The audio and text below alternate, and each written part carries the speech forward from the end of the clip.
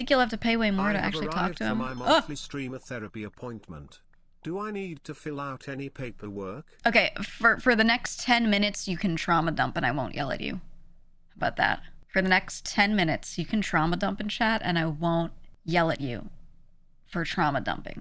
But in return, I'm allowed to give any opinion I want and be totally upfront on whatever you say in the chat. Okay? Deal? So my mother was okay, but my dad was really into donkey kicking me right in the head. Yeah, but that's funny as fuck imagining it. Ooh, I shit myself when I was 18 and some people absolutely notice. I think about it often. Oh, dude. Oh, man. That's funny as fuck. That's funny as fuck. My husband/wife left me because I couldn't figure out why someone else's dad kept donkey kicking them in the head. Ooh, you caught your friend throwing out shitted underwear at work in high school. That's not trauma dumping. I said real trauma dumps, dude. Okay, this one might be real. Ooh, here we go.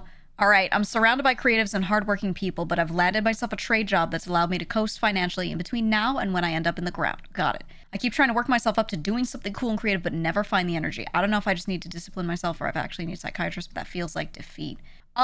Here's my thought. I think you don't need to do anything like that. Other people make you feel like you do. Because they do one creative thing for 5 minutes out of a month, and then they tell everyone about it for the next month. And people will always portray their time like it's so much more creative and cool and fulfilling than it actually is. That being said, maybe you still want to do something creative, that's fine. But it sounds like, now correct me if I'm wrong, sounds like you're trying to do something creative that other people could see? Or is this something creative that you'd be fine not telling anyone about and doing for yourself? Because there's a difference between I crocheted a scarf and I have it and I didn't tell anyone about it versus I'm crocheting scarves and giving them to other people as gifts. Now everyone knows that I crochet. Doesn't mean that you have to do that performatively, like automatically or anything. I'm just saying like there's a big difference. Yeah, or putting it on Instagram or whatever. Because a lot of people do fuck all in their daily life and they only do a little creative something, you know what I mean? Said either or, but it would be extremely validating to be appreciated. Yeah, you know, my personal opinion is like it is validating to be appreciated for shit. But most people are not showing legitimate appreciation for other people, and it just is like not as likely to happen to you as you might think. There are also a lot of people like you outwardly may appreciate or think something's cool that someone else does, and you think that, but do they know that you think that always? Now, some people are the types to go around and say this to their friends all the time and be very outward about it. But other people, not so much, right? So they think, oh, everyone else is so cool and I appreciate them so much. I think they're great. But that doesn't mean that everyone else feels it. So other people are likely to be in the same situation as you. You know what I mean? I said, I shower my friends, my creative friends with actual praise. Yeah, I mean, hey, you know, I'm going to be so real. That means you're the good one. But most people aren't that type of good. Even if they think it in their head, they think it's cool. Most people don't go out of their way to say stuff like that. I think you should become a complainer and tell them. Not that you have to do it all the time. Unless you think the issue, because it seems like you're putting the issue on yourself, like, oh, I don't have anything for them to praise because I don't do anything creative and put it out there. Do you need that to feel appreciated? Is the problem that, oh, I don't put anything in front of them for them to say, oh, that's cool? Or is the problem that they don't just say nice things to you here and there? You know what I mean? What you should do is stop complimenting them on the things that they do or the projects that they make and whatever as much, and focus more on saying nice things to them that are just about them and see if they reciprocate that. The kind of stuff that's like embarrassing to say to your friends sometimes if you're not used to it. Be like, I really like how when you listen to me, you always like put shit down and like sit there and listen to me. Stuff like that.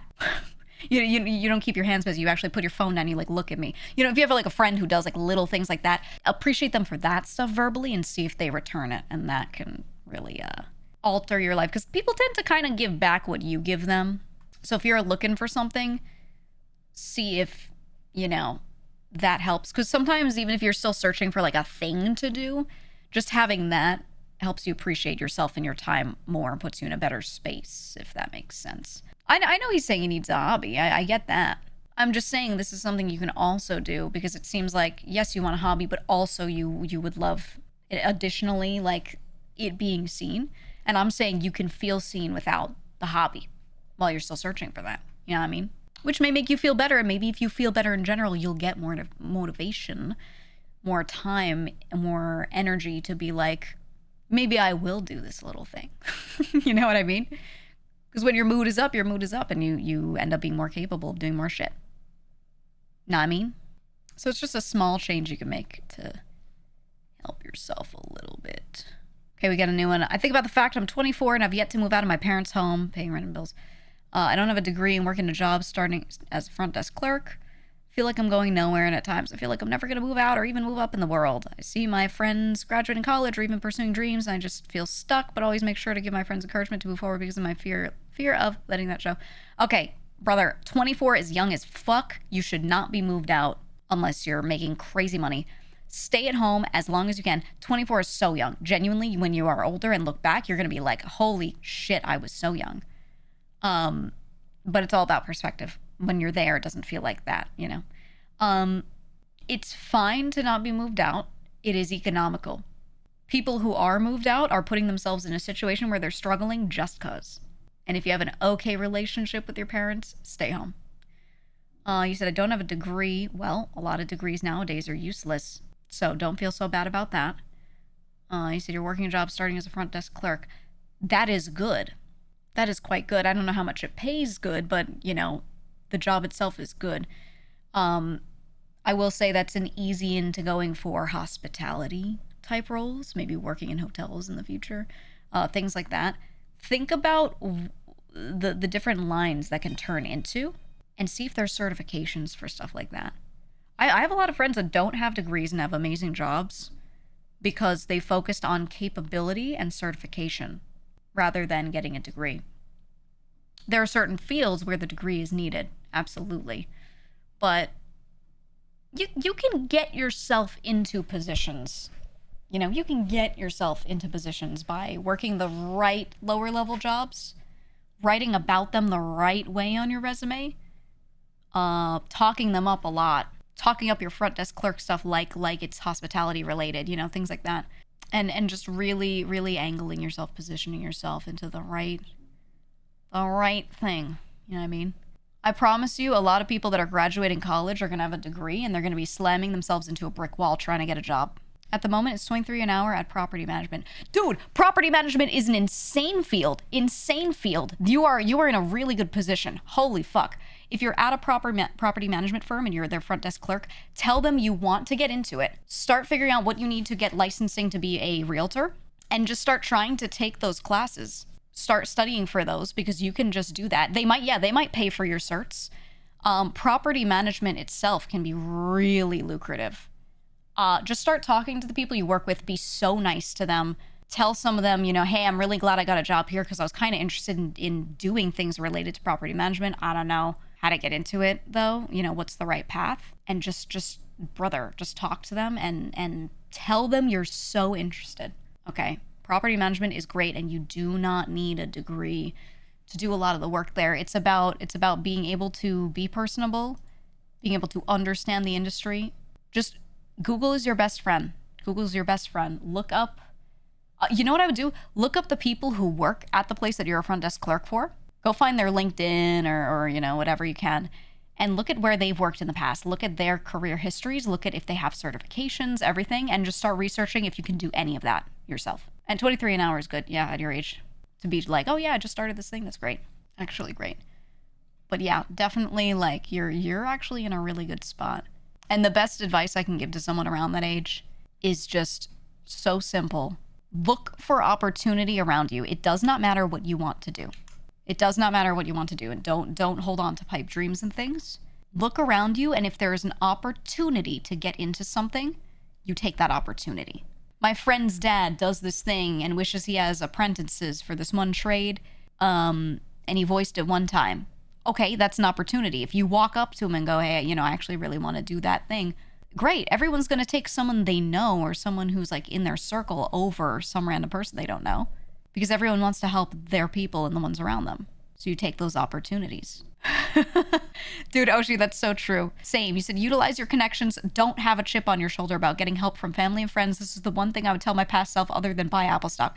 Same. I spent a lot of my young life not leveraging people around me that could have given me opportunities because I was like, oh, nepo bad. But it doesn't matter if you actually genuinely have the skills, right? And you're trying to do the job and you're being honest with it. It doesn't matter. But you know, my young self told me like, oh, that's bad. So you can't ask. You can't tell people you want to get into a certain field or you want to do this or that.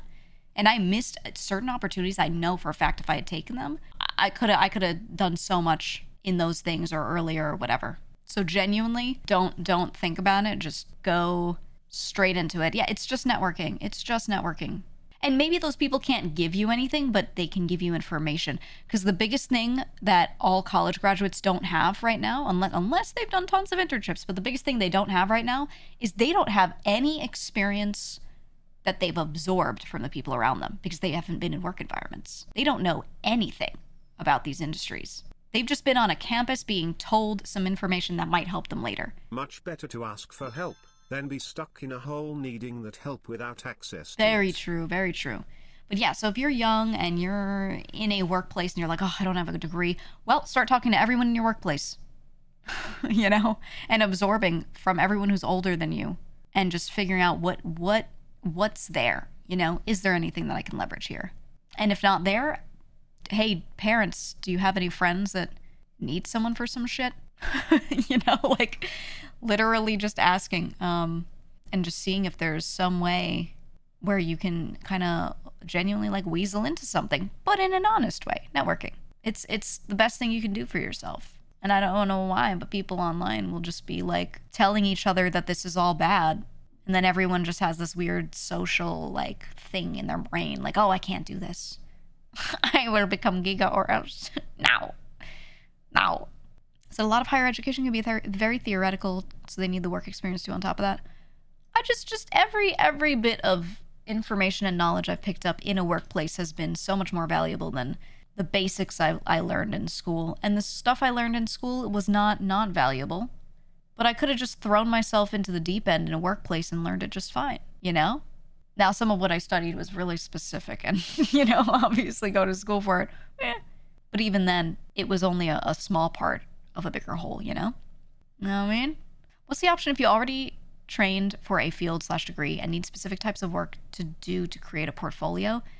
You do them on your own or you do mock versions of it. So what I would recommend, now this really depends on what field it is, but a lot of the time, even if you're not in a workplace, you can still do some fake work to create a portfolio. Let's say you're, I don't know, programming's the easiest one to talk about in this way. Let's say you're like, I always wanted to work for a bank working on banking systems, but I can't get a job at a bank to work on a banking system and then put something related to that in my portfolio to say I made this. Okay, so build something on your own. Build some tools. Just build some tools. Build something simple to be like, I understand how to do this thing. Here's an example of it. You can go find mock data sets of like any kind, anywhere, or you can make them yourself. Don't start your own bank, no. I'm just saying, you know, you can make like a little backend system, be like, oh, I made a thing to handle this and blah, blah, blah. Yeah, you could, right, join and get repo and maintain something, yeah. You just go do it. Yeah, you're going to have to do stuff for free, but you know what? It's better to do some random ass real or fake work for free at the beginning to get something later than to just sit around and be like, oh, I can't find anything, you know? And this is true with a lot of fields. A lot of fields. GEEGA Corp can hire you. I am not hiring. I am not hiring at this point in time from the chat. I am scouting people if I need it. But yeah, there are a lot of ways where you can just like make something, even if it's like you don't think anyone's gonna buy it or use it. You can make it usable, and then show it to someone and go, look, I made this thing. And being able to say, look, I made this thing is so much cooler than being like, yeah, I could. I got this paper that says I could. Right? Know what I mean? Said you have a graduate degree in data, getting projects done, honestly. In data, oh, you should be able to get a job easy if you just build a little portfolio, dude. You could do it. You could do it. That's so vague too, because data is everywhere. Everything is data. You could just make a little tool that does like ETL between these two systems that, you know, most people are like, oh, I don't know how to connect these two things, blah, blah, you know, whatever. And just be like, yeah, I made some scripts to this and that and the other thing. Ta-da. Ta-da. This is way better than paying $50 to AI Jesus. Dude. I look at that and I'm like, what the fuck am I doing? I should make people pay $50 a month to get, like, you know, life advice. You send in a ticket and I give you like a voice note back of me just rambling. If people are willing to pay $50 a month for AI Jesus, then what am I doing, you know? I could make that. Right? You'd read a GEEGA self-help book. Ugh. I don't want to write a self-help book. That sounds so annoying. Fucking AI Jesus. You don't need AI Jesus. You moist critical's right there. Okay.